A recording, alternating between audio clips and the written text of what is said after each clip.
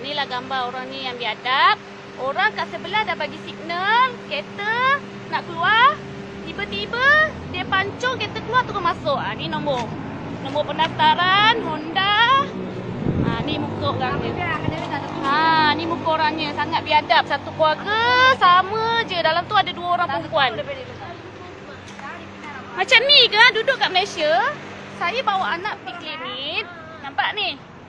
Dah bagi signal. Kereta nak keluar. Dia daripada belakang terus masuk. Ni muka yang biadab. Ni muka yang biadab tu. Muka yang biadab. Sekarang ni saya duduk dekat parking ni. Dan dia tak nak keluar daripada kereta. Tak nak reverse. Nak bagi saya masuk. Ni guard jadi saksi. Tapi dia langsung tak nak keluar daripada kereta ni.